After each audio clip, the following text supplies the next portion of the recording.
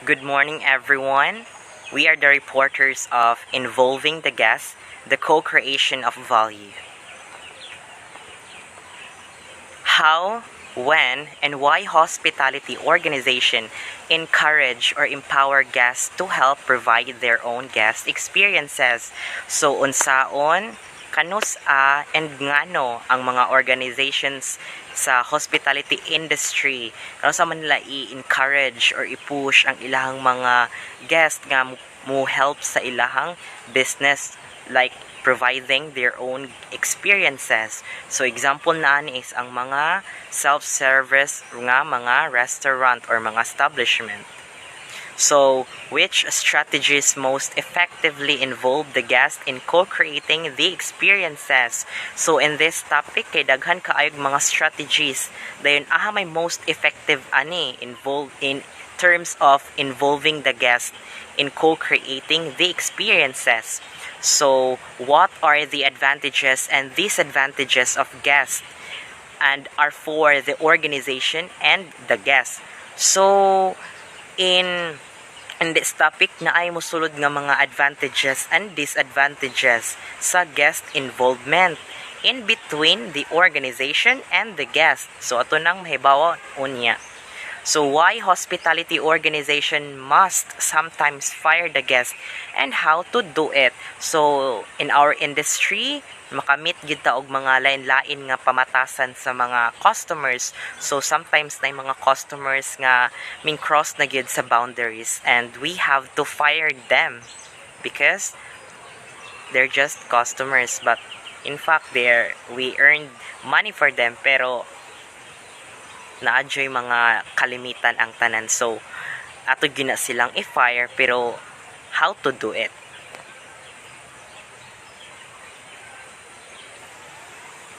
So guest involvement. Guest involvement leads to their co-creating the value and quality of that experiences. So if na guest nga involved sa business, mo din na siya mo pasulod na dayon sa co-creating the value of the quality of that experiences. So, moingon taog co-creating, it is a business strategy whereas the business kanang makipag-collab sila sa ilang guests to have a self-service nga establishment. So, if guests are involved in the design of the experiences through focus groups or by providing feedback on their prior experiences, they have the opportunity to co-create the experience before it happens. So, by simply adding feedback to that specific establishment, that is a part of co-creating the experience as a guest. So, the example for this is they cook their own food. So, example sa Philippines, ang mga samgyupsal nga mga stores, like ang ilang mga guests sila rin magluto sa ilahang mga samgyupsal nga mga kanunon. Provide feedbacks in the establishment. So kana mag-provide ka, i-rate nimo ang ilang establishment through their service sa imuha.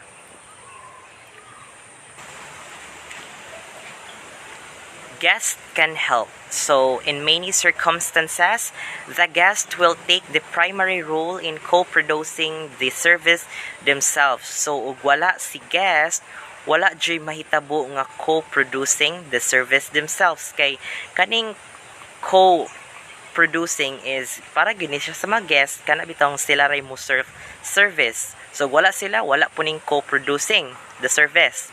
So, obvious examples ani ay kanang mga salad bars and restaurants and self-service check-ins at airports. So, kani sa salad bars and restaurant, kanang ikaw ray magpili sa imuhang salad, unsay mga ingredients nga imuhang pampilion, o type of sauce nga imuhang ganahan.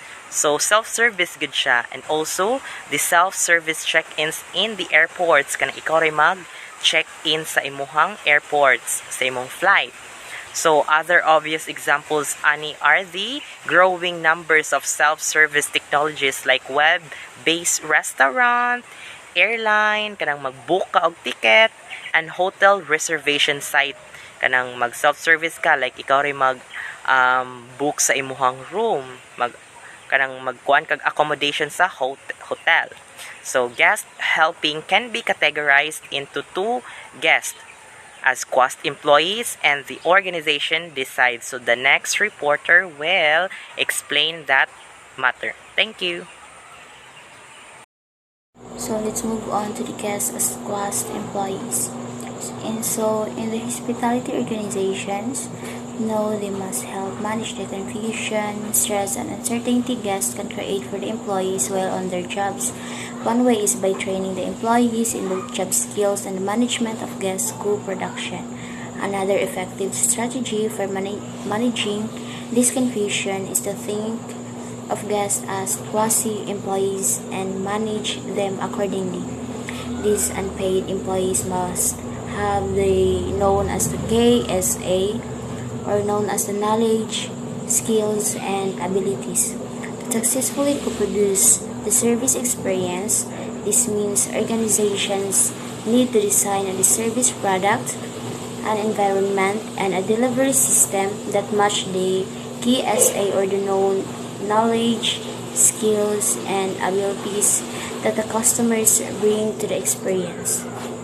So the example for this is a guest at a bed and breakfast who, upon noticing shortage of a staff during a busy breakfast period, so she or he volunteers to help service, temporarily taking on a quasi-employee role to assist with the operation. So the organization decides. Some hospitality organizations do not offer the guest any choice. They either design parts of the experience in ways that make guest participation impossible, or structure it so that the guest must participate to some extent. A quick serve restaurant is quick serve and expensive because it requires customers to serve as their own order takers, servers, and table clearers, without the cost of servers bustling about taking a variety of customized orders, filling glasses, and picking up dirty dishes. So the phrase "the organization decides" typically refers to the decision-making authority and actions taken by a business. It suggests that the organization has the power to make choices, set policies, and direct its operations. So the example for this is, imagine a hotel facing a significant increase in online bookings. In response, the organization decides to invest in a more robust online reservation system to streamline the booking process and improve customer satisfaction. This decision reflects the organization's ability to assess the situation and implement a strategic solution to address the growing demand, demonstrating the power and decision-making capacity of the organization. So, the strategies for involving the guest. A guest can be involved with a hospitality organization in several ways. So, a guest as a consultant. So, the guest in this case may share valuable insights and recommendations with the hotel management as a consultant. They might provide feedback on improving guest experiences, suggest technology upgrades, or other offering ideas for unique amenities. In this way, the guest serves as a consultant, leveraging their expertise to enhance the overall quality of the host source of expertise and quality information. So, ang example ay niya kay katong sukuan. Example sa scuba diving, sa mga kanang sa kilid sa pool, or mga maghatag silang mga safety protocols to minimize the incidents. So, as a marketer, as part of the environment for other guests, as a co-producer of the experience. So, example sa industry, kanang na sila experience ana nga butang makahatag sila og kanang new knowledge or new pang improves ana nga work then, or as a service providers and systems.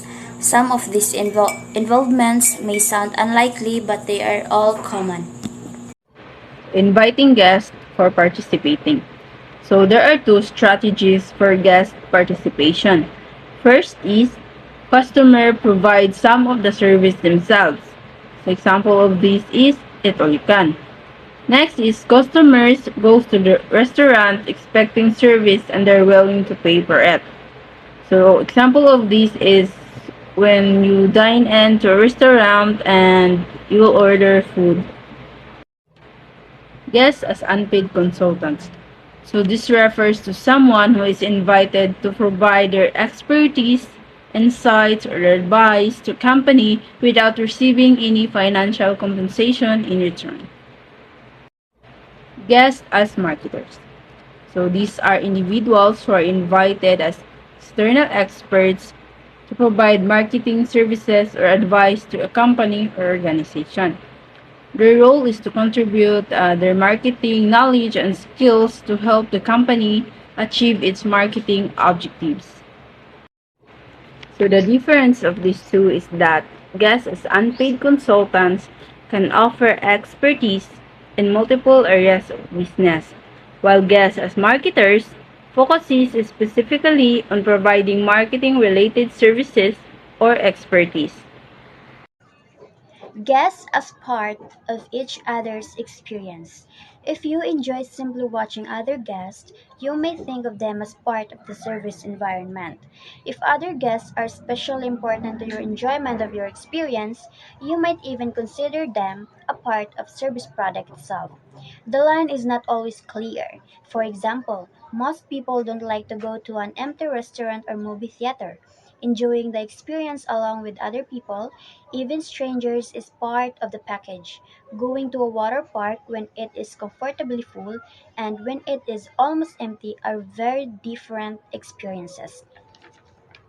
Okay, so this line is discussing the concept of atmosphere or ambience in the service industry, particularly in hospitality and entertainment sectors.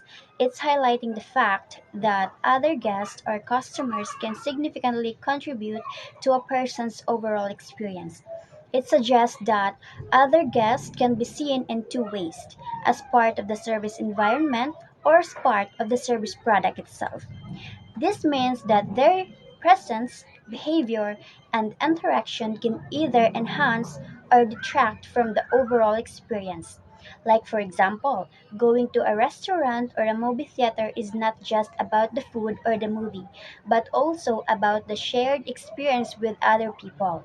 If these places are empty, they might not feel as enjoyable or lively.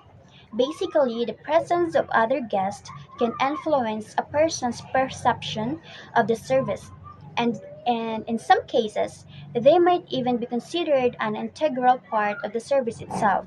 This is a crucial aspect for service providers to consider when designing and managing their services. Guests as co-producers.